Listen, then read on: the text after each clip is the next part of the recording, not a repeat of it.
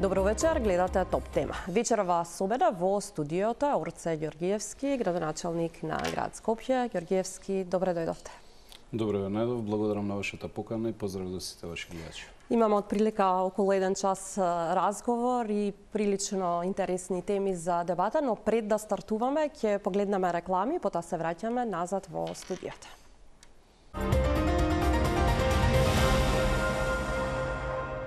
Назад сме во Топ тема, како што најави во студиото Орце Ѓорѓиевски, градоначалник на град Скопје.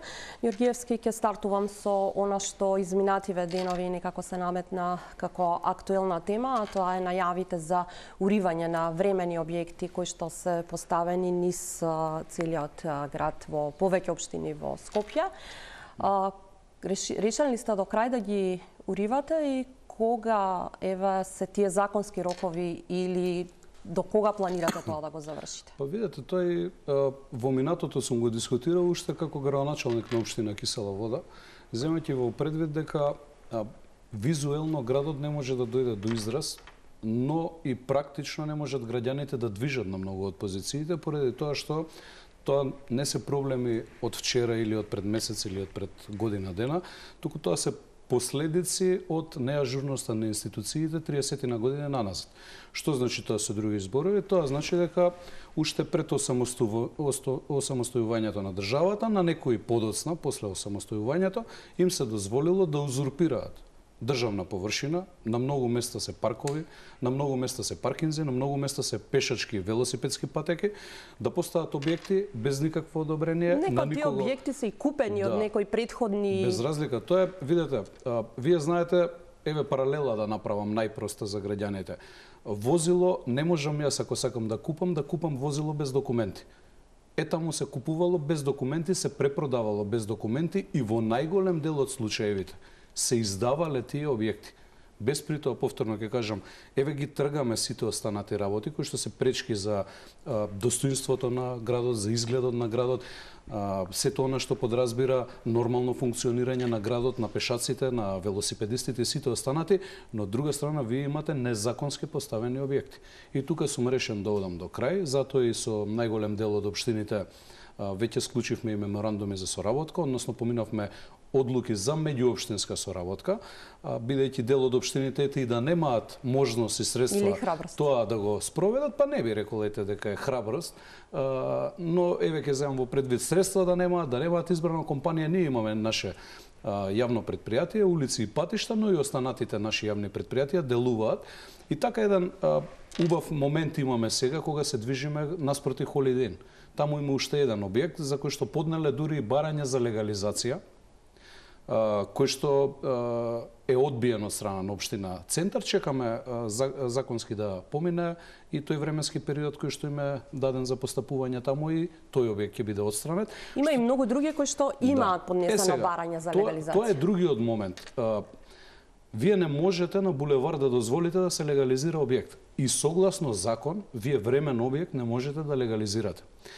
Имало состојби во минатото кои што дозволувале на сметка на вакви времени објекти, после тоа да се менуваат и урбанистички планови и да никнуваат згради. Но што значи тоа сега? Тие што имаат поднесено барање за легализација? Ќе бидат одбиени, еве да бидам прецизен. По брза постапка или ќе се чека? Општините, каде што се тие предмет на разгледување и одлучување, веќе имавме и координативен состанок со сите градоначалници, моето барање беше, но и сите прифатија градоначалници да бидат одбиени легализациите на такви објекти, затоа што повторно ќе кажам, од една страна го имаме законот за легализација, кој што јасно предвидува каков тип на објекти биле предмет во минатото за легализација и можеле да се легализираат, а од друга страна пак и да не дозволиме некоја девијантна појава во перспектива да се случи. Доставени са решенија, бидејќи дел од нив веќе има? Ете, имаме за Центар некои состојби, имавме за Чаир некоја состојба, во Карпош има. Али Тобако го споменавте претходно? Да, не би дискутирал поединечно за случаеви, но генерално, еве лично јас како скопјанец, сакам кога јас ќе движам моето дете, кога ќе движи, но и сите останати мои сограѓани, безбедно да се движиме на тротоарите, да ги гледаме тревниците дека личат на тревници, а не да бидат претворени во нешто што некој замислил индивидуално да постапуваат. Споменавте и претходно дека станува збор за околу 60 до 80. Да, бројката е некаде од 60 до 80 објекти. велите дека сте решени овие да ги срушите, меѓутоа ќе видиме ли таква акција за поголемите бизниси кои што прават со изградба на дивоградби, згради, тука се во повеќе населби, не само во Скопје, во целата држава, ама тука ќе зборуваме. Апсолутно, јас еве да бидам прецизен уште еднаш. Ние не сум Отилесна со малите бизниси? Да. Не, генерално. Закон е закон и законот треба се почитува од сите. Јас во минатото изминатите... Но тие наоѓаат начин како да го злоупотребат. Вие знаете за... Може да го пролонгираат, Наташа, действието, но не може да го пролонгираат извршувањето. Може да го пролонгираат со жалби, со одредени постапки, па еве ја може да ви посочам поддалековод во Пинтија, помеѓу Драчево и Пинтија, еден објект беше срушен и тоа доста голем. Исто и таму се пробуваше жалби да се поднесуваат и се останато, но беше срушен на крај. Значи извршното действие мене ми пречи што го пролонгираат поединци користејќи одредени форми за жалби и така натаму, но и да биде одложено. Неизбежна е ситуацијата за постапување до крај. И јас и по цена да имам штета политичка од сето ова, јас сум решен да одам до крај, затоа што ред е она што најмногу недостасуваше години наназад во нашиот главен град. Тема која што имате ингеренциите за зградите, тоа е знаеме дека и вашата претходничка колкав број на дивоградби пријави само во една општина, се отвори постапка во јавното обвинителство, меѓутоа не видовме барем досега. Ние пративме допис, мислам дека пред 10 дена, ако не се лажам, до јавното обвинителство за информација до каде е постапката и не би можел, бидејќи немам се уште добиен одговор, да ви дадам прецизни информации поврзани со тоа, но повторно ќе кажам, ние слични вакви активности започнавме и во училишните дворови на средните училишта. Таму исто некој добро заработувал во минатото. Мене не ми смета да се развива и да се помага приватниот бизнис. И треба ние да помагаме како град Скопје. Дел се претворени во кафичи, локали. Да, но ми смета злоупотребата. Не може ресторан за свадби да има во средно училиште. Не може да има, не знам, друг тип на објекти кои што некој ќе ги реиздава на трето лице. За многу поскапа цена од тоа што склучил договор со градот или со училиштето. И да биде се уште попарадоксално, најмалку 2 години наназад, дел од тие немале ни договори ниту со градот, ниту пак со било кој од средните училишта. Што значи дека на некого наплаќале, на трето лице, но со градот немале никакви обврски. Таму постапуваме. И уште еднаш да сумирам, за општините, секаде каде што ќе има потреба, дали се работи за, не знам, индустријски објект, дали се работи за тобако, дали се работи за било каков објект, каде што општината не е во можност да постапи, а уредно има направено записник, и одлука за постапување таму, ние стоиме на располагање како град Скопје. Да, но тоа е така на зборови. Ние до сега не видовме дека некој објект кој што е дивоградба, пак зборувам за објекти кои што се згради, кои што се деловни простори, за кои што во медиумите и многу се пишуваше, на крајот резултатот го нема за тие објекти. Скоро никој и да една не е информација последно, мислам дека во Чаир имаше една градба. Доградба. На доградба. Ние испративме мејл како град Скопје и реакција, односно барање до општина Чаир да се постапат тамо, односно да излезе нивна инспекција на увид. И морам да истакнам дека беше излезено од страна на инспекцијските служби. Да, и утврдија дека не знаат кој инвеститор и некако тука завршува приказната. Ама мислам дека има и направено записник за отстранување на тој објект. Освен тоа. Има за многу направени записници, до тука доаѓаме до онаа ситуација која што и претходно сме ја зборувале, како се злоупотребува законот или како законот е направен за да може да се злоупотребува, па иако некој направил дивоградба на државно земјиште или на приватно, седно, тој може да користи и инспекторите ќе констатираат дека тоа е дивоградба, тој истиот може да го користи законот, да се жали, па по судски пат да се води, а сепак тоа е дивоградба. Па и на крај вие да излезете како институција виновни затоа што сте решиле да постапите таму. Дали планирате тука да смените? Јас искрено ми пречи што немам градежна инспекција во градот Скопје. И сметам дека, и тоа сум го говорел често пати и во минатото, дека ние треба да ги регулираме одредени односи во законите, за да не оставаме простор за маневар на некој кој што сака да го... Да, тоа ми пише прашањето, дали ќе побарат измена на законот, за да може кога ќе се утврди дека е дивоградба... Моето барање е следно. Или град Скопје да добие градежна инспекција, а ја немаме, Или пак нека се централизира градежната инспекција, да знаеме дека е од една институција. И тоа го бараат сите градоначалници, а никој не го... сега имаме какафоничност. Да, има градоначалници кои што имаат градежна инспекција. Не, да зборувам, сите претходници ваши го бараат таа градежна инспекција, ама... Па видете, јас како председател на ЗЕЛС изминатите 2,5 години мислам дека одредени работи ги помрднавме од мртва точка.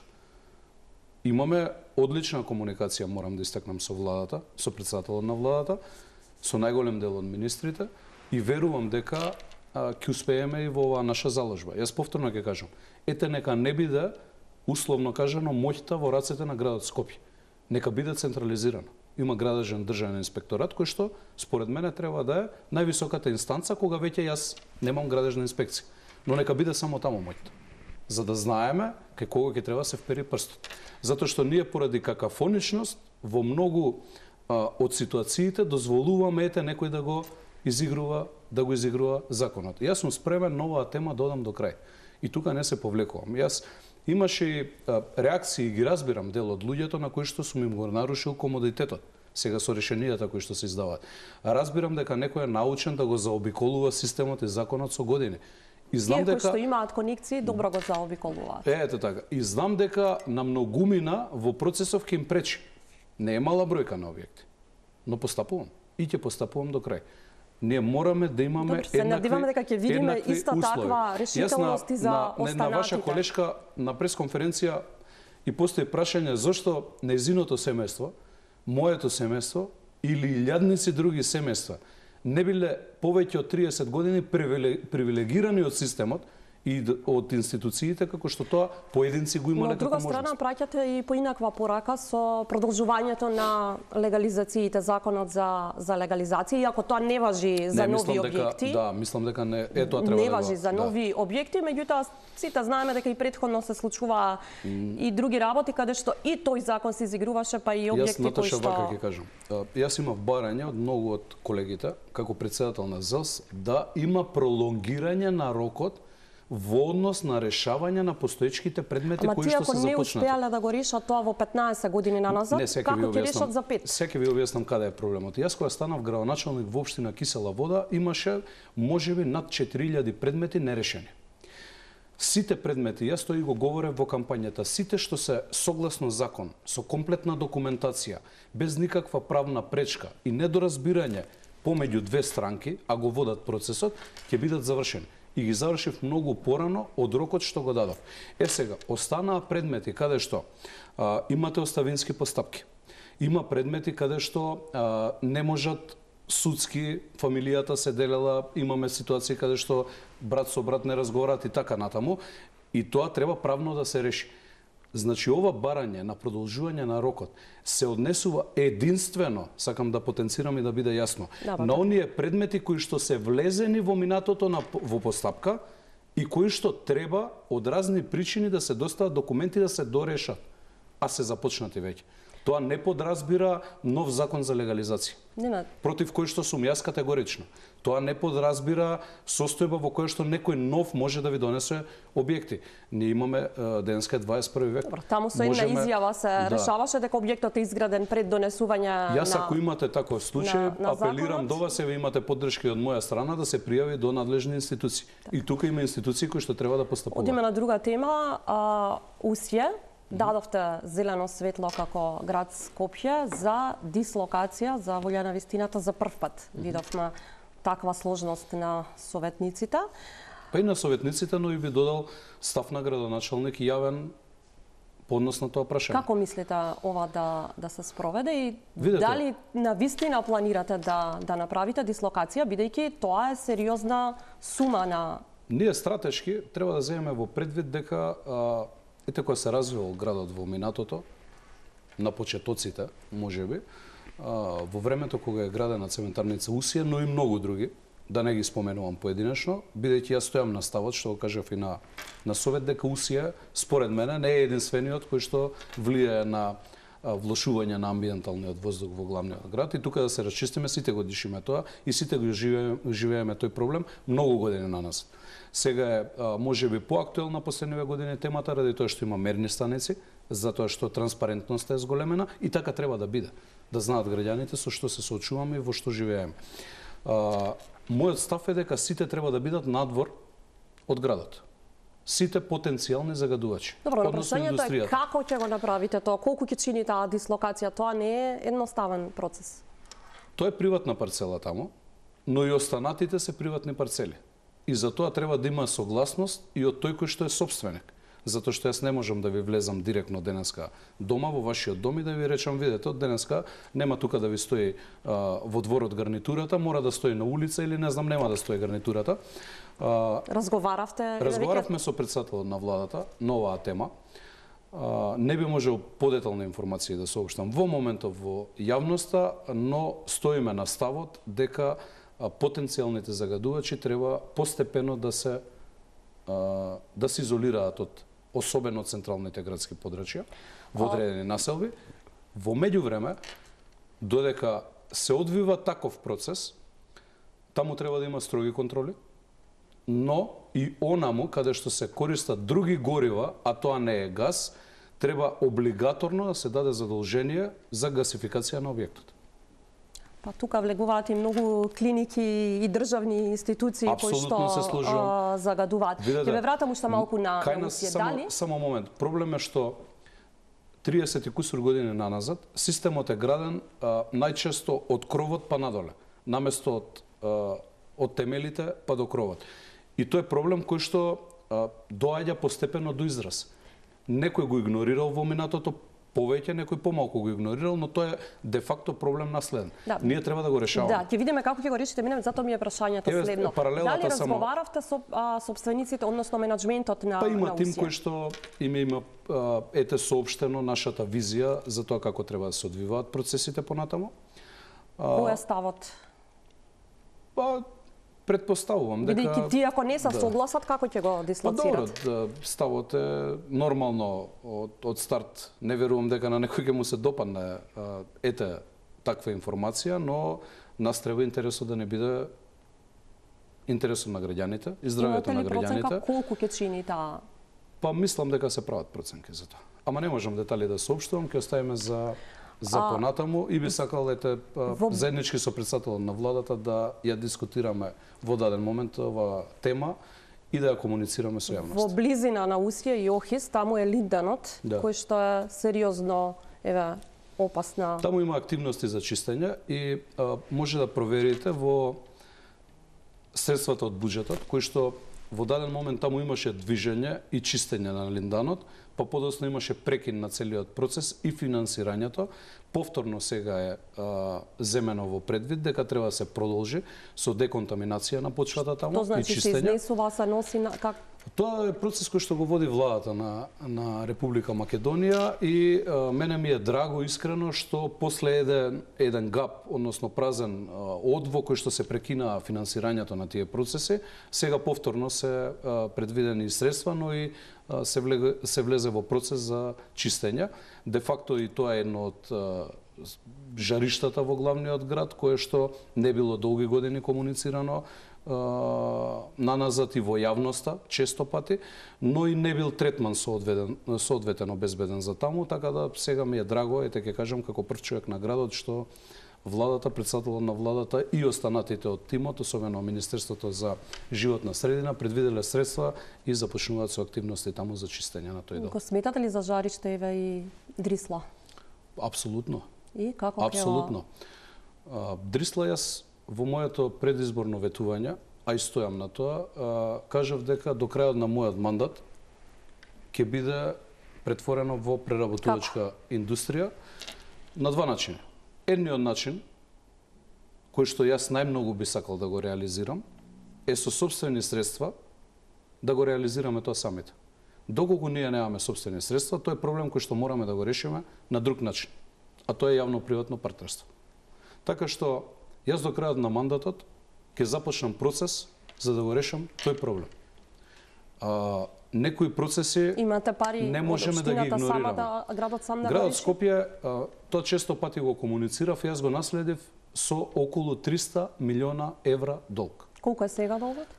Долгот е намален за 3 месеци, колку што сум 100 дена градоначалник, еве утре правам нели отчет давам за сработеното изминативе 100 дена, долгот е намален за над 40 милиони евра. И тоа е долгот на градот и јавните предпријатија. Има јавни предпријатија кои што се уште ми се во потешка состојба, како ЈСП Скопје и како комунална хигиена, но има јавни предпријатија каде што целосно ги нормализиравме процесите. Како град Скопје, над 5 милиона евра долгот кој што го имавме, близу 6 беше, мислам дека, е исплатен целосно, односно како град Скопје во моментов не должиме ништо и состојбата од околу 50 на милиона кои што ги имав денари на сметка, тоа е под милион евра, кога станав градоначалник, а наредниот ден ми стигна 48 милиони денари извршно решение, сега е доведена да над 4 милиона евра во моментов имаме на сметката на градот Скопје. Така што се консолидираме полека, но за таков еден проект кој што чини над 150 милиони евра, не сум баш сигурен, јас ќе давам се од себе, ако ете за 100 дена сме намалиле за над 40 милиони евра долгови, ако воведуваме фискална дисциплина. Не сте сигурен дека ќе можете општината, Јас не сум сигурен, но ќе дадам се од себе. Се од себе ќе дадам за да успеам во тоа. Во спротивно ќе се оди со јавно-приватно? Во спротивно ние мораме да одиме со процес на јавно-приватно партнерство. На крајот на денот, Наташа, ние мораме да го решиме проблемот. Проблемот е детектиран 30 и кусур години. Ете имаше јавно-приватно партнерство, мислам дека со италијанска компанија во минатото. Па се раскина договорот, па на арбитража сме, да се спроведеше до крај. Јас немам детали многу околу тој договор или постапките кои што се воделе тогаш, затоа што не сум бил тогаш во процесот. Но да се спроведеше тоа до крај. Ние сега имавме готов производ таму по принципот но имаше таму на Љубљана. Други предизвици кои што затоа завршија. Повторно ќе, но и има и на некој екс-функционер, па и адвокатска канцеларија која што е вмешана сега во процесот, така да тука можеме да ги гледаме двостранно работите, но на крајот на денот ние мораме да го решиме проблем. Јас сум тука човек кој што треба да ги реши проблемите на граѓаните. Дали некои процеси ќе бидат побавни, дали некои ќе бидат побрзи, тоа ќе зависи од ангажманот на мој личен и на мојот тим кој што работи таму и целата администрација. Ќе даеме се од себе до крајот на мандатот. Ако на листата на предизвици сме имале хипотетички 100 проблеми, ја сведеме на неколку ситни проблеми кои што ќе останат за нашите сограѓани. Амбициозен план. Кога последен пат сте се возеле со автобус или сте чекале? Морам да ви кажам дека многу одамна се неам возен со автобус, но мојата мајка се вози секој ден со автобус. Што вели вашата мајка кога чека автобус? Тоа што го велат и сите скопјани. Што велат? А го констатирам и јас. Јас пред 100 дена станав градоначалник, не станав пред 100 години или 100 месеци. Така што она што можевме да го направиме, согласно она што располагаме како инфраструктура, го направивме. Тоа подразбираше голем дел од приватни превозници кои што не беа исплатени. Над 72 милиони денари за 3 месеци имаме исплатено према приватните превозници. Тоа е едната димензија. Втората димензија е не им се дозволувало од непознати причини за мене да направат промена и да го дообезбедат бројот согласно договорот со градот Скопје на автобусите на приватните превозници. Тоа значеше плюс. Трет дел од целиот процес беше во возниот парк за ситни поправки, бидејќи одбивале сервисите кои што исто така не биле исплаќани, 130 на автобуси, да новиот директор Саша постапи брзо и оперативно. Добро, сега, и најголем дел ги стави во функција. Состојбите ги знаеме, значи бројот на патници е преполовен, од 50 милиони на 20 милиони за последните неколку години. Так. Бројот на автобуси од 347 сега се 157 на улица. Граѓаните имаат сериозен проблем покрај тоа. Дел од автобусите не застануваат. Разбирам, и треба трпение кај граѓаните, јас тоа го кажувам секогаш. Граѓаните имаат веќе долго време знам, трпение. Наташа, но јас немам магично стапче. И вие тоа го знаете. А знаете од друга страна дека давам и се од себе. Важно беше владата да донесе одлука за обезбедување на автобуси. Последните набавени автобуси, 4 или 5, се од Петре Шилегов. Ние имаме гап од 10 години со 5 автобуси. Сега ќе стигнат 100 автобуси. Дополнително, кога сме кај јавниот транспорт, Владата ја донесе одлуката и започнува постапка. Тоа подразбира дека, верувам, до средината на оваа година, верувам, затоа што тоа... Јас можам да ви кажам кога ќе заврши фазата која што е почната, не знам, Лимак.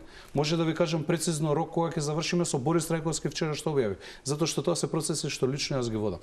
Во овој дел, јас сум убеден, согласно она што е пракса од страна на владата да го испорачува према градот Скопје и да помага изминатиот период, дека до половина на оваа година, до првата половина, би стигнале дел од автобусите, а после тоа согласно договорот би стигнале и другите.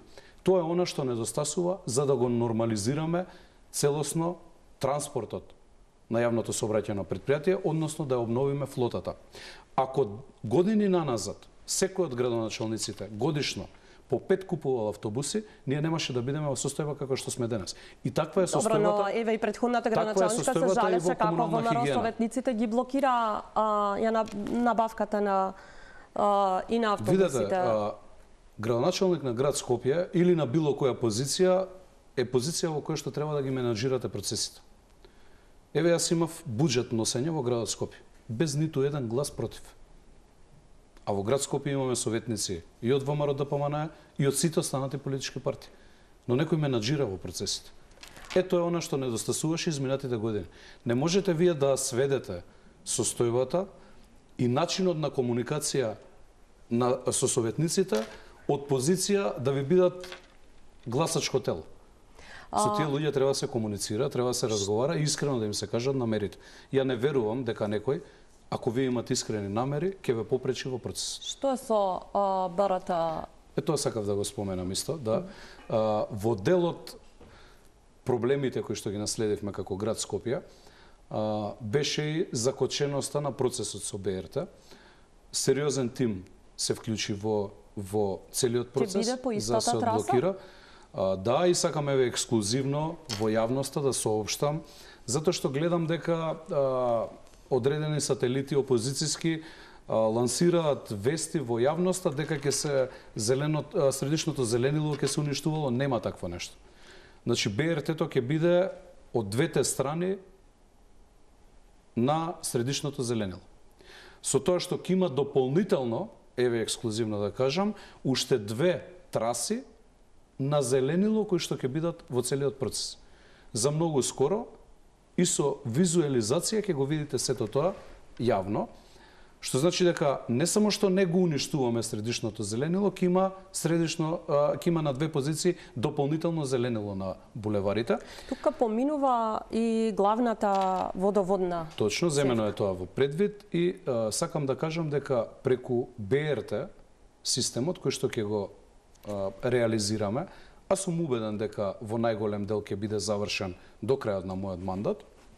Вие би рекле може би останатите преамбициозно, но даваме се од себе така да биде, земајќи во предвид дека за многу кусо време ние со ЕБОР ја откочивме целава постапка.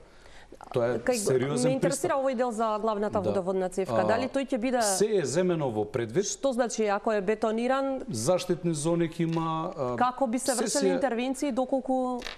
Се си е земено во предвид од страна на стручни лица. Јас сум човек кој што ги менаџира процесите. Јас не сум човек кој што треба да предвиди како да заштитите цевковот. Но еве за јавноста, ниту зеленило уште еднаш да посочам, ќе се уништи, дополнително ќе имаме зеленило, безбедносна траса ќе имаме како никогаш досега, брз проток и транспорт, процес во кој што најмалку 30 од овие влада 100 автобуси, уште најмалку 30 плюс ќе обезбедиме, односно ќе купиме ние како град Скопје преку тој проект и на крајот на денот сите специјални возила ќе движат по таа траса, а за да ги мотивираме и такси превозниците да обноват својата такси флота, ќе се дозволи на оние кои што користат електрични автомобили да ги користат тие траси на БРТ. Студија за оцена на влијанието на животната средина и физибилити студија. Добро. Дали ќе се прави со оглед дека студијата е законска? Апсолутно. Апсолутно. Проектирање и изведба ќе подразбира сите потребни документи, затоа што повторно ќе кажам, ова не е заем од било која банка.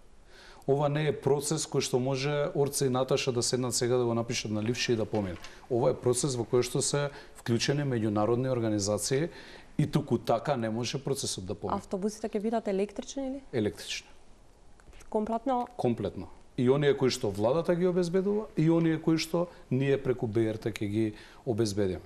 Тенденцијата треба да биде на градот Скопје не само автобусите, туку и да се воведат и мерки на стимулација на граѓаните, зашто повеќе електрични возила сите да имаат, земајќи во предвид дека во процесот на подобрување на амбиенталниот воздух треба сите да влијаеме.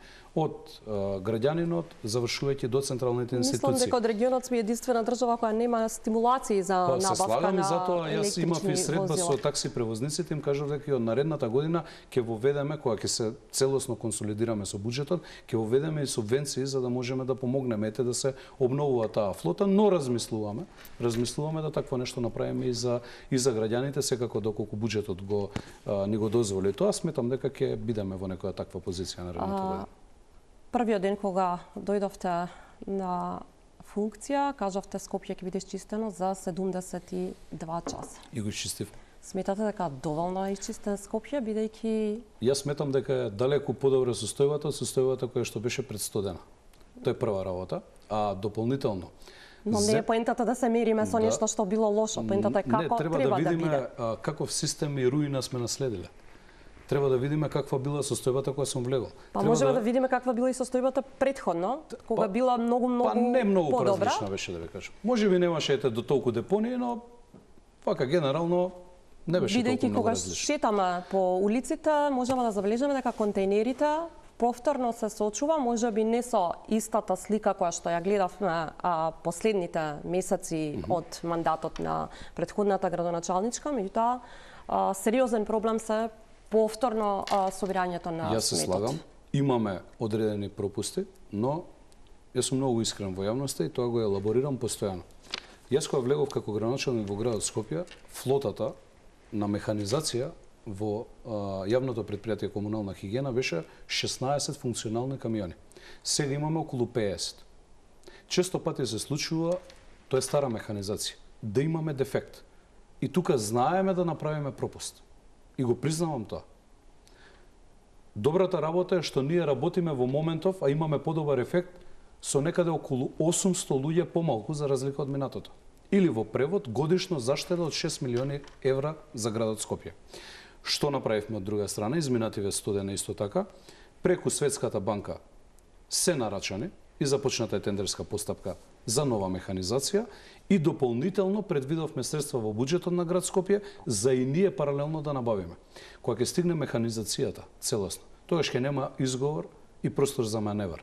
Во моментов даваме се од себе. Но еве ќе споменам, најголем проблем имаме со така наречените роботи или континерите кои што беа не од Арсовска, туку од претходникот господин Шилегов набавени во минатото. Затоа што има 4 камиони, од кои што кога станав градоначалник ниту еден не беше функционален. Сега во моментов имаме 2, а за другите 2 чекаме специфични делови и компјутери веќе 2 месеци. Така што имаме пропусти и честно е за граѓаните да го признам тоа, им се извинувам.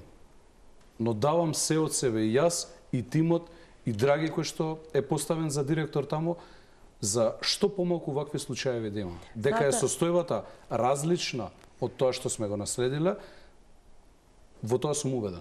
Еве, сега кога доаѓав за вашата телевизија, состојбата која што била во предизборието, кога сум доаѓал, и состојбата денес е многу различна, земајќи во предвид дека и тротоарот се прави после 30 на година. Добро, и во предизборието се зборуваше и за одредена политизација на тоа не собирање и не чистење на сметот, ама нема да... Една реченица сакам да кажам за тоа, затоа што често пати беше тема во правоста. Дали мене, еве, најлогички, како градоначалник на општина Кисела Вода, ми одговараше во секој од населбите да има мини депони. Не ми одговараше. Дали тоа му одговараше Наца Ѓорче? Како градоначалник да изчистите? Механизацијата, Наташа.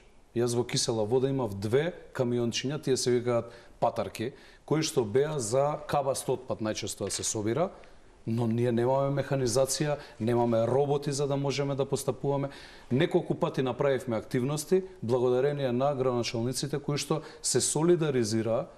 Дали е тоа Јанчев, дали е Колев од Велес, Максим Помагаш од Куманово, за генерално да не дозволиме да ескалира целата ситуација. Додека ние зборуваме за тоа како да го исчистиме или дали е доволно исчистен градот, во другите светски метрополи се разговара за или се применуваат веќе нови системи и начини на собирање на ѓубрето или таа циркуларна економија, да не зборувам за селекција на отпад. Не знам кога ќе стигнеме тоа да го... Многу работи ќе ги стигнеме, Наташа, во овој 4-годишен мандат. Може сум преамбициозен, но мислам дека еве го отчетот за Стодена, кој што не е 2 листа, туку е многу проекти и откочени, и процеси започнати нови, но и постапки започнати за, дали е тоа за булевари, дали е за одредени паркови, дали е за набавка на механизација, но треба време. Луна паркот го најавивте, започна рушење таму. Има ли проект и колку пари ќе чини изградбата? Што се ќе опфати?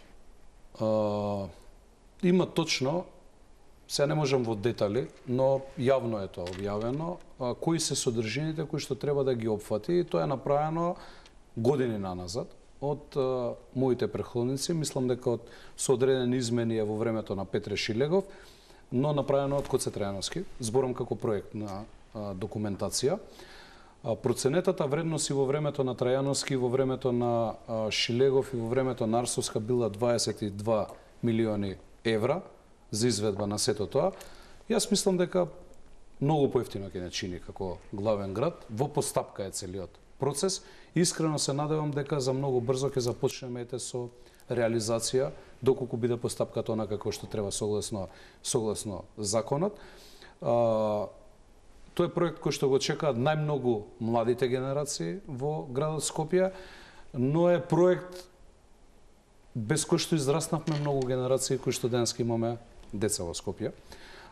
Така да ми е еден од позначајните проекти и ќе имам особен фокус таму, земајќи во предвид дека кога спомнавме за рушењето, дека таму имаме се уште постапување врз објекти за кои што исто така немаше никаков документ, знаете и самите, а со години беа издавани, реиздавани, некои од едната страна се срушија дискотеките, од другава страна мислам дека остана секаде има постапки. Одредена дискотека за која што веќе се треба да биде зборува дека можеби има и некоја селективност. Паркот треба да биде мирно и тивко место во кое што нема да има диско клубови, во кое што ќе започнеме за многу скоро, бидејќи сме при крај со постапката на реконструкција на целиот градски парк, и кај што круната треба да биде на сето тоа Луна паркот.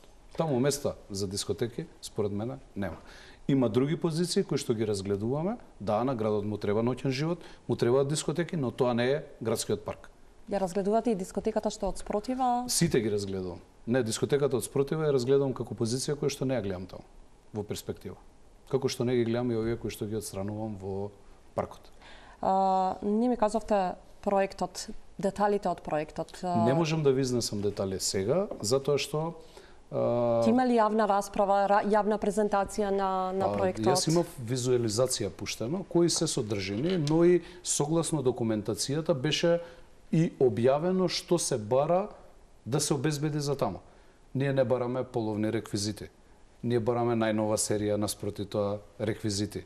Ние бараме реквизити кои што ќе бидат безбедни таму. Деца ќе поминуваат време меѓу кои моето дете, така да затоа ви кажав, со најголема доза на сериозност ќе пристапиме кон реализацијата на сето ова и ми е еден мене лично од најзначајните проекти за во овој мандат. Како ќе се финансира и дали таму ќе има? Градот Скопје. Целосно. Целосно? Да. Ако мислите на издавање, концесии, нема таква работа. Еве нема таква работа од денес да ви кажам. Може да има позиции како во зоолошка градина, каде што, не знам, градот Скопје нема да има кафуле свое, или градот Скопје нема да има место кај што ќе продава некои пуканки или не знам што, но тоа ќе бидат позиции кои што ќе си ги издава и за кои што ќе се плаќа од страна на тој што евентуално би ги користел тие позиции. Ќе се сечат ли дрвја на тој потек таму? Има ли сечана? Па мислам дека не. Мислам дека не. Напротив, сега ќе почнеме со засадување на нови дрвја. Едно е да се засадат нови, меѓутоа дали проектот ќе опфати некоја? Не, на просторот, цел простор таму, сметам дека тоа можеби го направил некој пред мене во минатото. Нема дрво кое што вака не смета во реализацијата на сето тоа. Ми смета бехатонот, кој што е постојан таму. Сметам дека треба, и тоа го предвидовме во проектот, место бехатон да има гранит, тоа убаво да изгледа, да биде не само за граѓаните на Скопје атрактивно, туку и за цел регион, и ќе успееме во тоа. Никој нема да има поубав луна парк од нашиот скопски. Тоа да бидете сигурни. Ќе имаме веројатно и убава плажа според овие најави. Видовме дека идејата на Коце Трајановски за плажите не профункционира. Не сметате ли дека тоа ќе бидат повторно залудно потрошени пари, со оглед дека рековте во една изјава јас не ја градам плажата, таа е изградена, само треба да се одржува, меѓутоа видете, сега ние можеме да полемизираме за многу позиции, но во суштина таму депонија имаше. И имаше нефункционални спортски терени. Јас благодарен сум на Министерството за спорт, кој што е изведувач во целиот процес и помагател, кој што го средува да заличи тој простор. Благодарност до министерот Борко Ристевски и цел негов тим. На позиција каде што немаше функционалност и некој дозволил да биде во состојба каква што е во моментов, логички е ние да направиме обновување.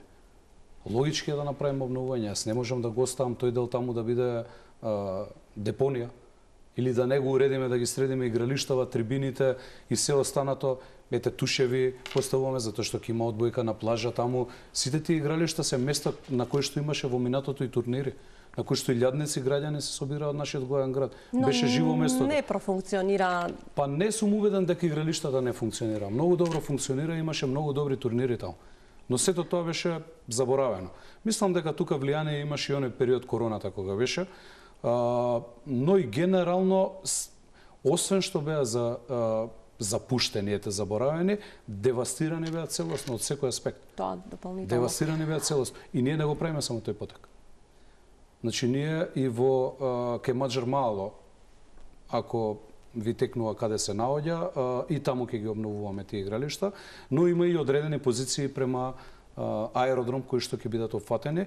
Практично, мојата заложба ќе биде, освен што сакаме и стазата за пешаците и оние кои што спортуваат таму да ја обновиме, да и го оплемениме целови спортски дел, кој што во минатото беше место каде што имаше народ, се собираше, беше живо, живот имаше едноставно, а беше запоставен години наназад. Ја споминавте општина Аеродром.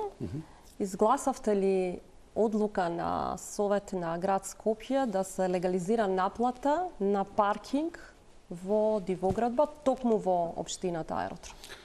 Ако зборите за еднакатна гаража, не само за таму, туку и за наспроти таа гаража во трговскиот центар Капитол, изгласавме одлука. Мислам дека изгласавме одлука и за Лимак. Добро, но зборувам за ова, зошто зборувам конкретно, бидејќи земјиштето се уште е на државата.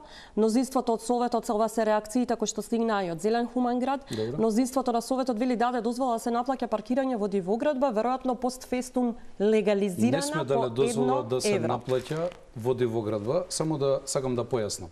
Уште нешто само да дополнам, па ќе појасните. Објектот за кој што дадоа дозвола да се наплаќа паркинг во имотен лист се води како Е2, тоест не се води како Е2, што е катна гаража, туку се води како Б4 деловни простори. Се вака.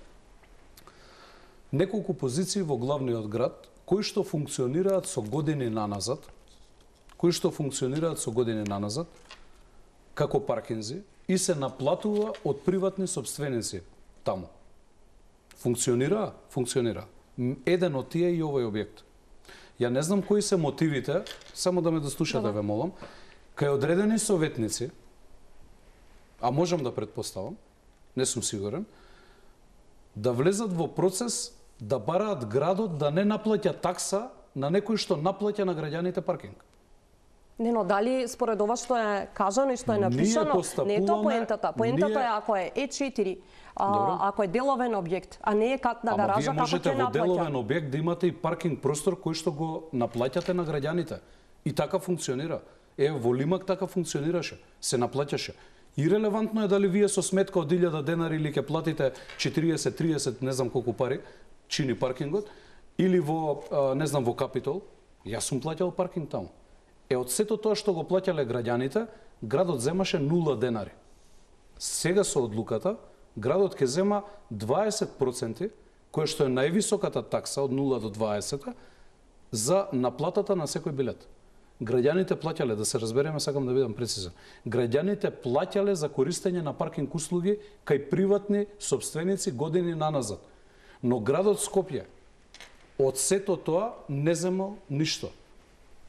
Ќе побарате ли еве одговор како е легализиран тој објект, дали е легализиран? Наташа, јас постапувам согласно документација. Не јас, службите кои што ги работат овие процеси. Значи, ние имаме сериозни правници во градот Скопје. Јас имам дополнително правен тим кој што помага во процесите. Значи, ние настапуваме врз и постапуваме врз основа на документација. Како било тоа стекнато во минатото, јас не сум го легализирал тој објект. Ниту па знам како го легализирале, но може да проверим. Ќе побарам информација. Но, дека ние од состојба во која што, тоа е апсолутно така и можете да го проверите, да дојдете во градот Скопје, ќе ви дадеме документација, целосна. И вас и на секој што го интересира. Јас пак ќе кажам, не знам кои се причините, некој да бара приватни собственици да наплаќаат, а градот да не зема такса од тоа. Значи, во минатото се наплаќало таму, градот Скопје добивал 0 денари. Исто како што ви го кажувам, моментот со средните училишта се правило класична злоупотреба. Сега ќе си плаќаат такса на градот. Овие одлуки се градење на систем во кој што вие кога ќе наплатите на граѓанинот, нема да ви останат 35 денари, ако е толку цената во джебот, кај приватниот собственик, туку 20% од сето тоа ќе завршат на сметката на градот Скопје. Најавивте и проширување на Цветан Димов, таму ќе треба да се прави експроприација? Да. Таму имаше одредени забелешки, ако не се лажам, мислам дека и на Совет на град Скопје се зборуваше, дека дел од објекти кои што треба да добијат експроприација, практично ги имаат легализирани објектите со лажирани документи. Преку катастарот и преку општината, но тоа не поминало, иако се обиделе тогаш во општина, во град Скопје, истото да помине, таму не.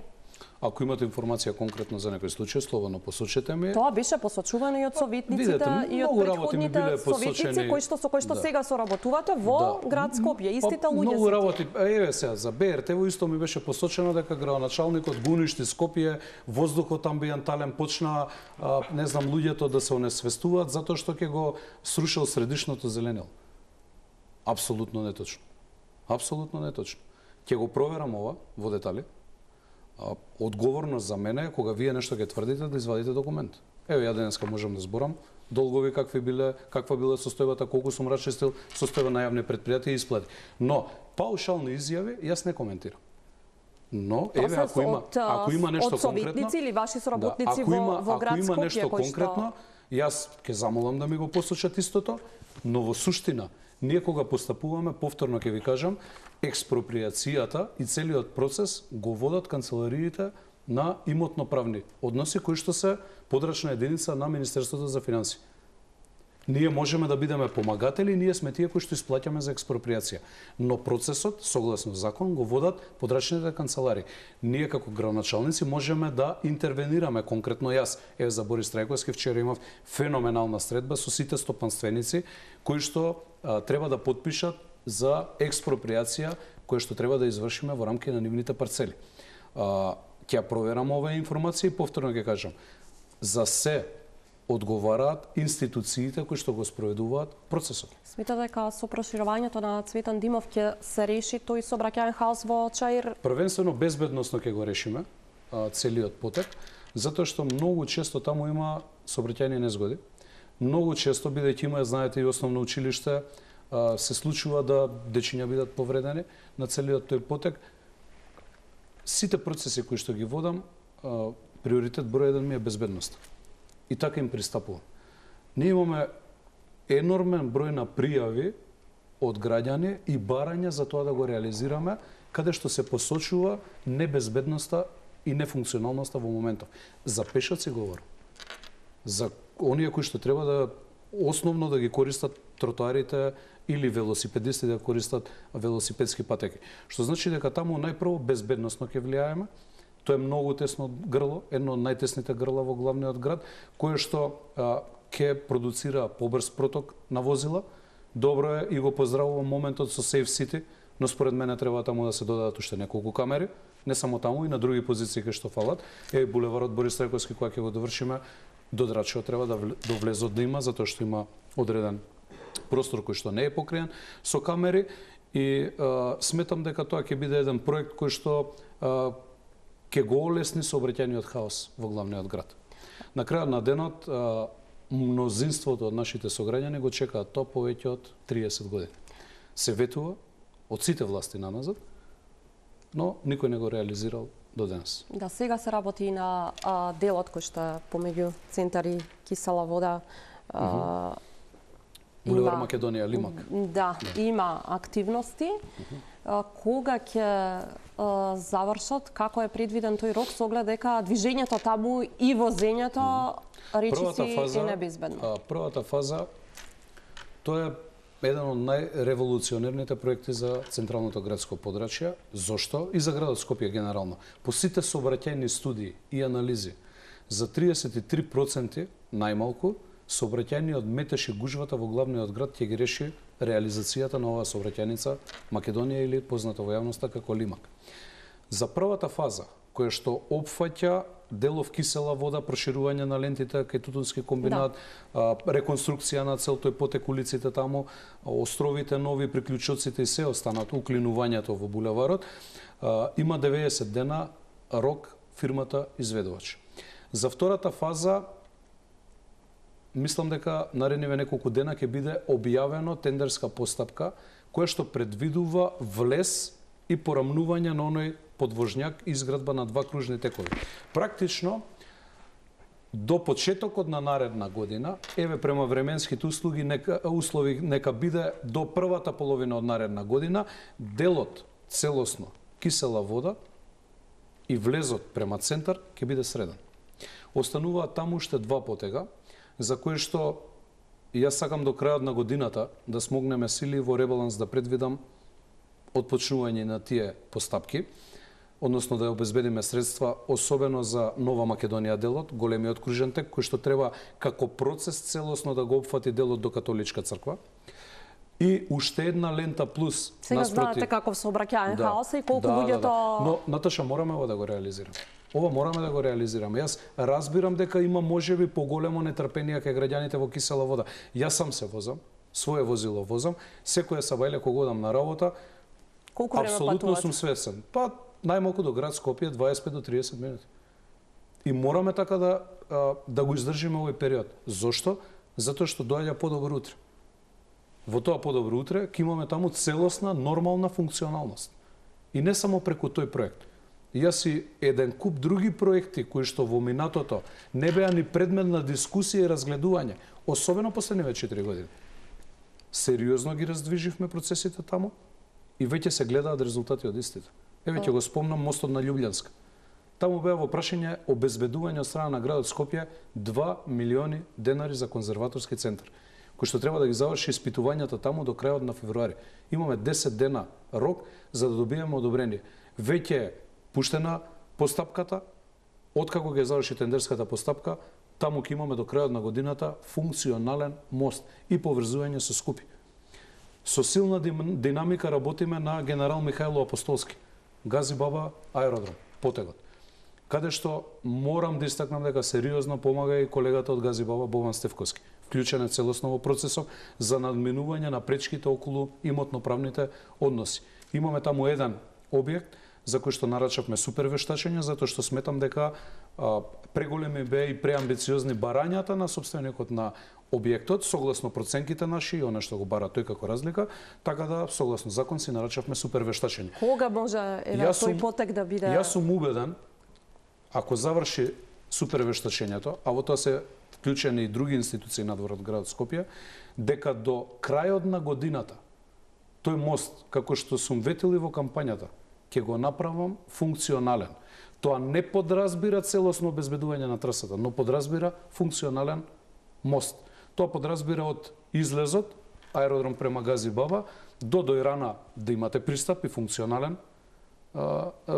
улица, делот од лева страна да биде функционален и да има нова улица према зградите нови, за да можеме функционално со таму и бајпас да направиме, за да немаме блокади во делот кај Дојрана, и уште една траса од десната страна која што ќе значи на 3 позиции можност за излез од тој мост. А во меѓувреме ќе продолжиме и со останатите имотно-правни односи кои што треба да ги разрешиме. Но мене ми е важно тој мост да го направам функционален. Еве, запишете си слободно и ќе биде снимено. Се е снимено, така што ќе имаме Булевар Борис Трајковски до Нова година. Љубљанска мостот. Убеден сум дека до Нова година ќе му направиме уклинување со Скупи.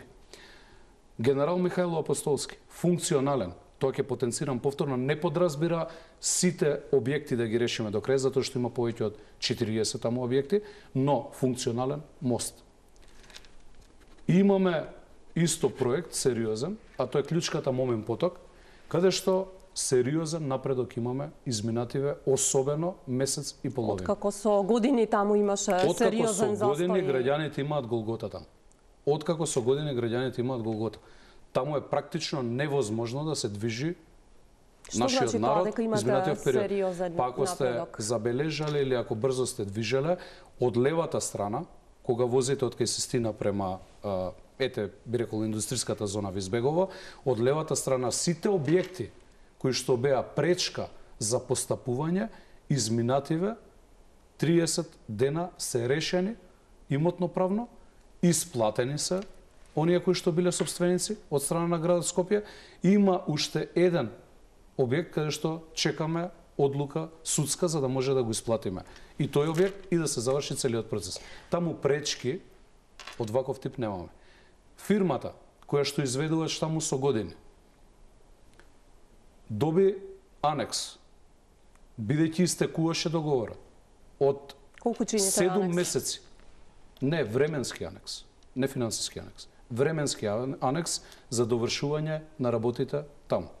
Од 7 месеци. И тој анекс тече од пред, некаде мислам дека 20 дена, ако не и повеќе. Што значи дека сега останува на нив. Сите средства што градот им ги должеше, до денар им се исплатени. Градот не им должи апсолутно ништо.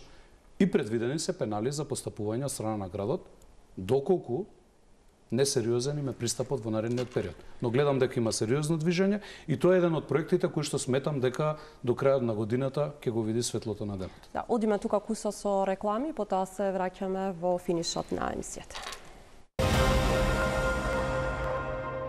Назад сме во топ тема. Градоначалникот на град Скопје, Орце Ѓорѓиевски, вечерва на интервју во топ тема. Имам уште кратко време до крајот на емисијата и уште неколку теми за кои што би сакала да поразговараме. Тоа е наплатата на даноците, сериозен предизвик и она што може да се забележи низ извештаите дека таа не соодветствува на она што треба да биде резултат. Да, точно. И тоа го комуницира во јавноста и денеска приликата ја користам да апелирам до нашите сограѓани кои што ги немаат завршено обврските за 2022, 2023 и 2024 да ги завршат, затоа што за скоро од денески почнат да стигнуваат решенијата за 2025 година. Односно до 2025 за 2026 ќе почнат да стигнуваат даношните решенија, земајќи во предвид каква беше состојбата која наследивме во градот Скопје.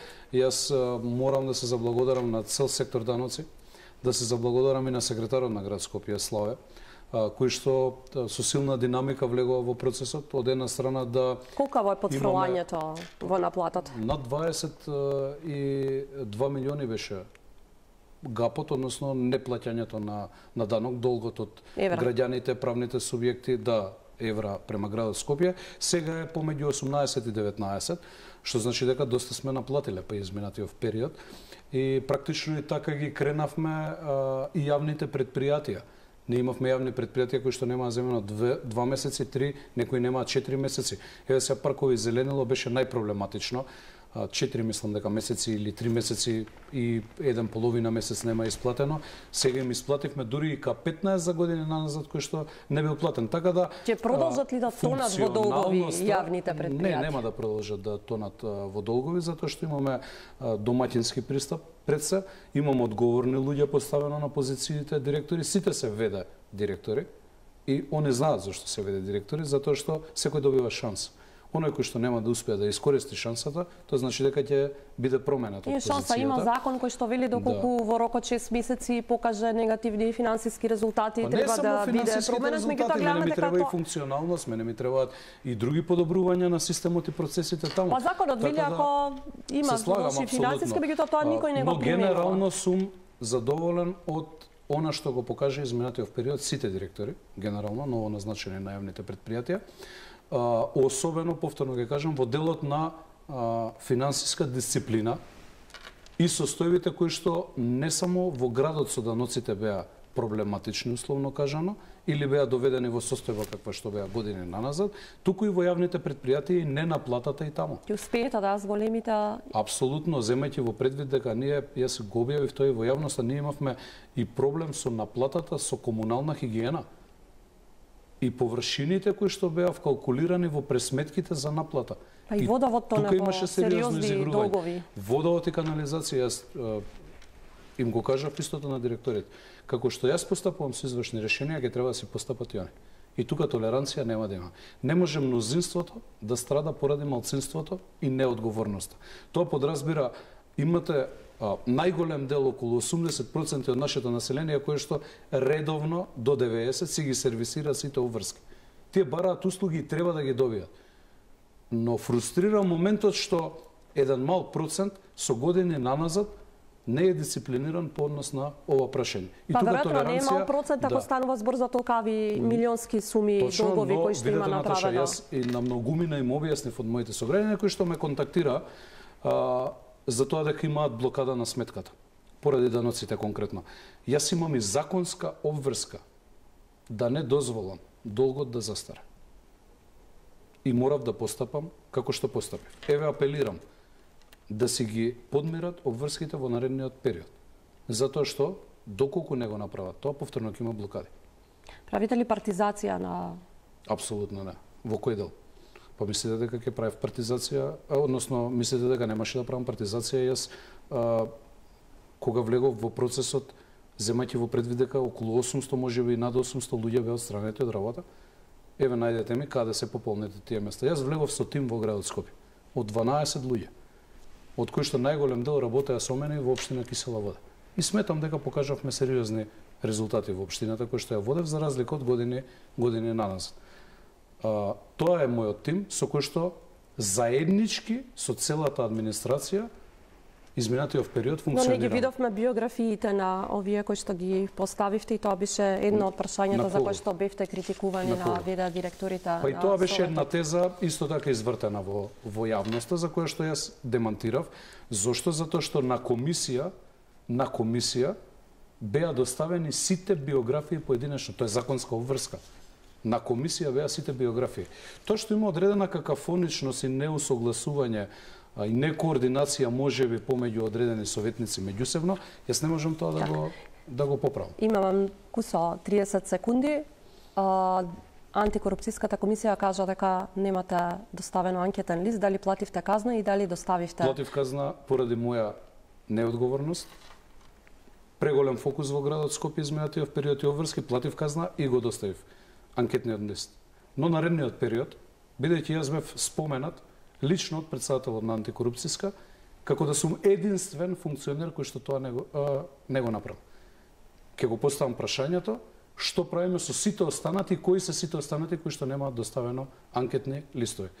За тоа прашање сега јас ќе барам одговори од оние кои што до вчера ме прашуваме. А јас уредно, како што и кажав, непромената имотна состојба, освен возило сум имал повеќе возила, сега имам едно возило.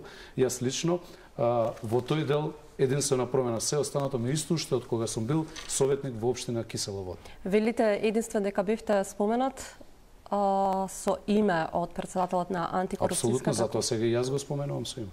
Не го споменав со име, го споменав со позиција. Мислите дека има тенденција Па не знам дали има тенденција, но видете, од мои информации најмалку 40 функционери во моментов немаат доставено анкетни листови. Еве јас од кога го доставив анкетниот лист, се спомена таа тема во јавноста? Јас не сум ја слушал. Сега ја отвараме, бидејќи во ова студио беше кажано. Наредниве денови вака малку почесто во јавноста. Орце Ѓорѓевски, ви благодарам што бевте дел од Топ тема. Ми беше чест. Вам ви благодарам за вниманието, секако станете и понатаму со програмата на Телма.